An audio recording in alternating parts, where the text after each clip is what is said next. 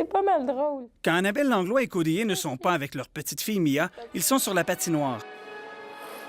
Ils enseignent le sport qui les a passionnés depuis qu'ils sont tout jeunes.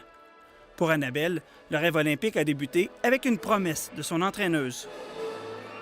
Elle avait dit que si j'atterrissais mon simple axel, que j'aurais droit à l'épingle olympique parce que j'étais sur mon chemin pour aller aux Olympiques. Pour Cody, c'est venu un peu plus tard. J'ai regardé Donovan Bailey quand il a gagné la médaille d'or en Atlanta. Et c'était là où j'ai commencé j'ai payé plus d'attention.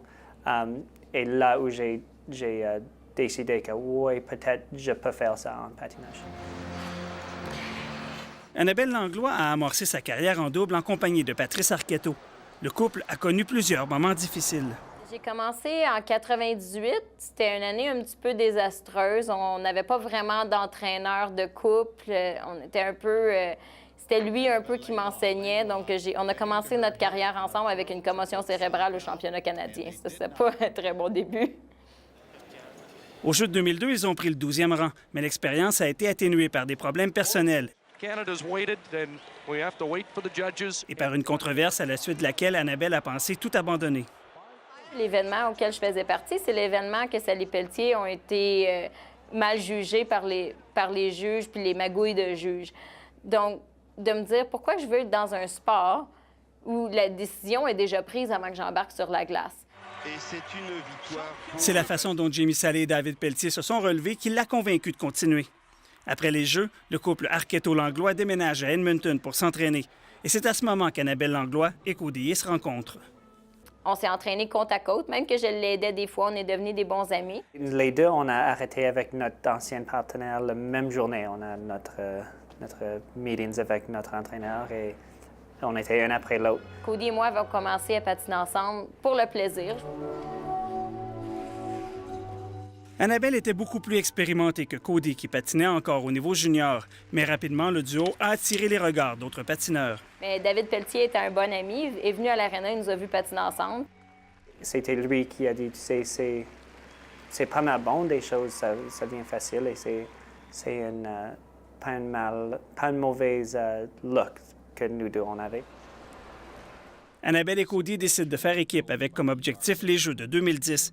Mais une autre surprise attendait la patineuse. L'année avant les Jeux olympiques, j'ai manqué l'année au complet de patiner à cause que je m'étais cassé la cheville. Donc, Cody s'est entraîné seul en m'attendant. Le rêve d'une médaille olympique a été remplacé par celui d'avoir la chance de donner un bon spectacle aux Canadiens à Vancouver. Et cette fois, pas question de laisser passer la chance de vivre pleinement les Jeux. On a vraiment absorbé chaque instant des Jeux. On a apprécié chaque moment, chaque événement, chaque volontaire, chaque compétiteur, chaque sport. Annabelle savait que les Jeux de 2010 seraient ses derniers et elle a savouré la 9e place de son couple. Cody, lui, voulait continuer. Il a recherché une autre partenaire, mais sans succès. De faire des essais avec d'autres filles, c'était très bizarre. C'est une expérience, c'est comme speed dating, mais avec ta mari qui regarde. Aujourd'hui, Annabelle et Cody entraînent des jeunes qui rêvent de suivre leurs traces. Annabelle poursuit un autre rêve, celui d'obtenir un diplôme universitaire en psychologie. Et même quelques années après la retraite, la nostalgie est parfois présente. Comme Annabelle va me dire des fois, est-ce que tu peux me lever? On peut faire des lifts, on peut faire des throws, quelque chose. Alors, c'est le fun pour nous autres d'être dans le patinage encore et d'avoir les couples qu'on enseigne aussi. Ça nous donne un petit peu de la flamme. Ici Patrick Henry, Radio-Canada, Calgary.